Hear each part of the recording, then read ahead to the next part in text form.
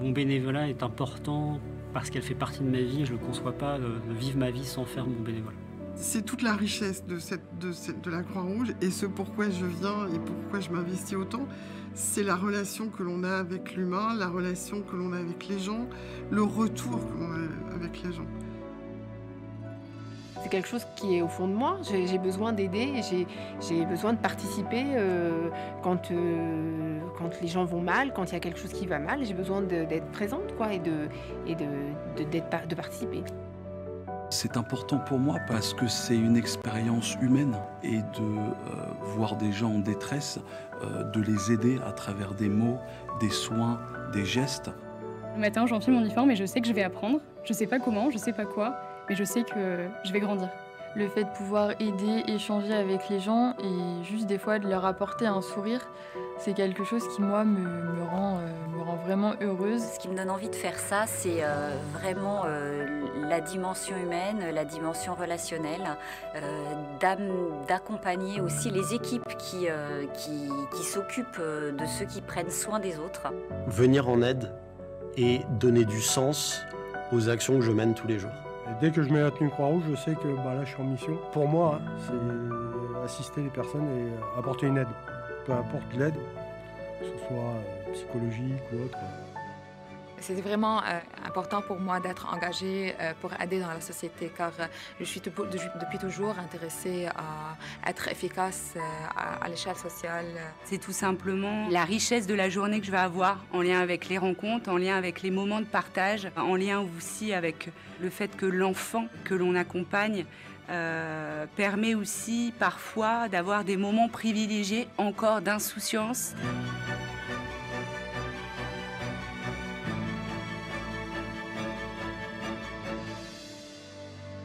m'a fait lever le matin à la Croix-Rouge.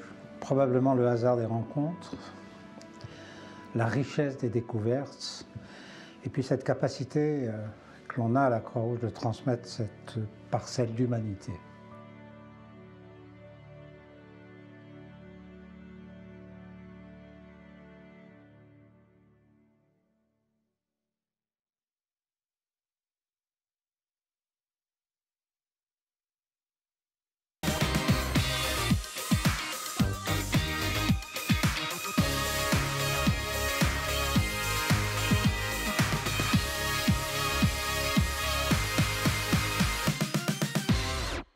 Je voulais vous remercier les uns et les autres parce qu'à chaque fois que je vois cette vidéo, ça me met un baume au cœur incroyable, une énergie incroyable. Merci de partager ce qui vous fait vous lever le matin, vous les volontaires, salariés, collaborateurs et bénévoles de la Croix-Rouge. Bonjour à toutes et à tous.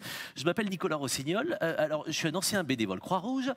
J'ai mal tourné, hein. Je suis devenu journaliste. Désolé, personne n'est parfait. Et comme n'importe quel journaliste, je vous le dis à chaque fois, moi je connais rien. Donc je suis venu apprendre. Et apprendre notamment parce qu'on est en train de parler à chaque émission ensemble du projet associatif et du sujet phare dans ce projet associatif, c'est la résilience. Et on creuse ensemble au fur et à mesure ce sujet, voir ce que comporte finalement cette définition de résilience. Aujourd'hui, vous allez le voir et l'entendre, il y a quelque chose d'essentiel, une notion importante, c'est le lien que l'on peut avoir les uns avec les autres et puis avec tous vos bénéficiaires. Et donc on a une heure ensemble dans cette émission pour montrer que meilleure est la relation, plus forte est la résilience. C'est le titre de notre rendez-vous, c'est à nous. Et merci beaucoup de nous rejoindre sur ce plateau. Alors, comme on a mis un journaliste qui ne connaît rien, on s'est dit on va prendre des gens qui s'y connaissent. Et vous avez des invités de dingue. Vous restez avec nous, vous allez les kiffer, on peut se le dire comme ça. J'ai Françoise avec moi qui est la volontaire historique, elle va nous raconter. Salut Françoise, on va se présenter dans un instant. Monsieur, vous êtes trompé peut-être? Vous êtes Philippe Croison, qu'est-ce que vous faites? On me dit que vous êtes... J'ai vu de la lumière. Il a vu de la lumière, il est venu. Parce que Philippe, il est aventurier, il est athlète, c'est le bonhomme le plus optimiste du monde, le plus blagueur aussi. Bonjour Philippe Croison. Bonjour. Merci d'avoir accepté l'invitation des volontaires de la Croix-Rouge parce que il faut que je fasse une confidence.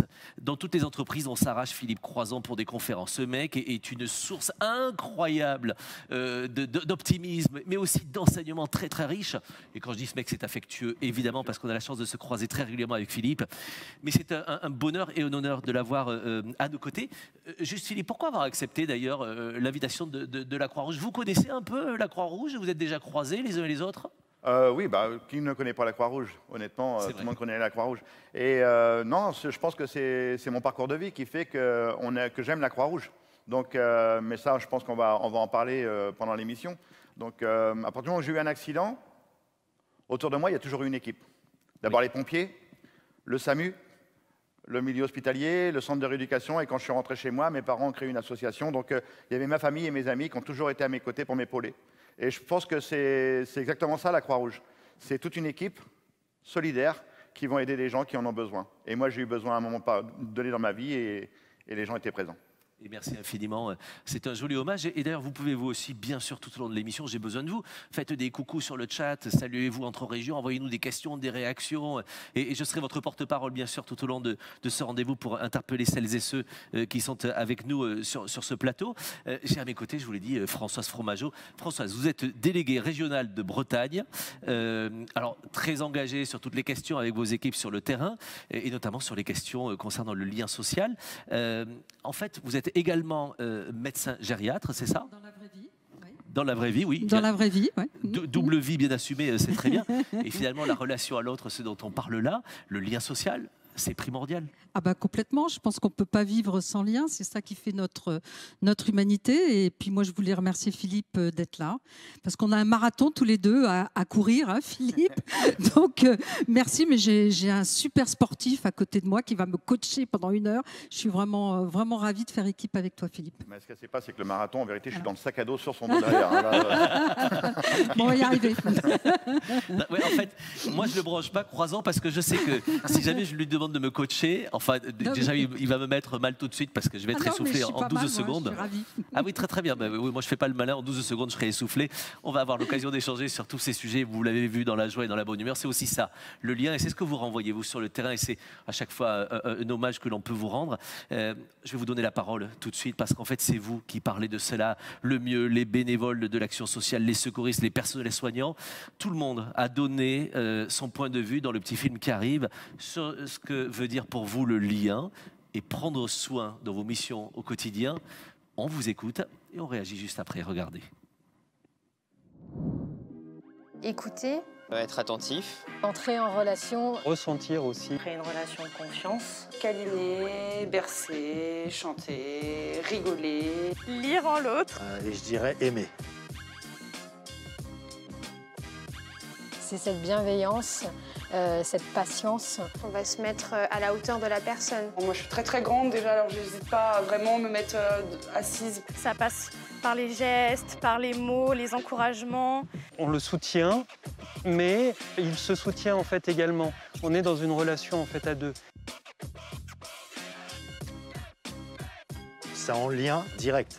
Oui, je pense que ça va avec la résilience. S'il n'y a pas de lien, s'il n'y a pas de confiance, on ne construit rien. Le fait qu'ils sachent pourquoi ils sont là et ce qu'on leur fait et pourquoi on leur fait, forcément, il y a moins d'anxiété, donc forcément, c'est mieux pour leur guérison. Les personnes qui étaient seules se sont jamais retrouvées aussi seules. C'est d'ailleurs pour ça qu'à la Croix-Rouge, on a lancé le dispositif de lutte contre l'isolement. Personnellement, je comble ça par le jeu, par l'affection que je peux leur apporter. Et alors on sourit aussi des yeux. Hein. Eh ben on en fait plus. Je suis encore plus souriante, encore plus dynamique. On peut être dans l'imitation, on peut travailler le lien et la relation sur du corporel autrement. Et mais pour le coup, ça a mis en avant aussi qu'on avait vraiment besoin de lien social pour se sentir bien.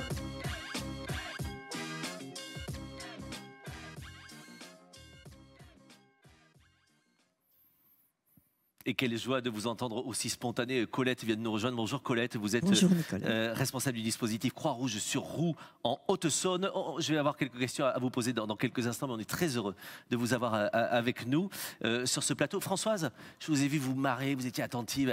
Qu'est-ce que ça vous dit justement, ces réactions des volontaires? C'est cette force du lien précieux, durable, du lien sur lequel on compte, du lien qui compte pour nous, et puis ce lien aussi qui ne lie pas forcément, mais qui libère, ce lien qui fait grandir, ce lien émancipateur. Et puis je voulais dire quand même aussi que dans le mot résilience, il y a le mot lien.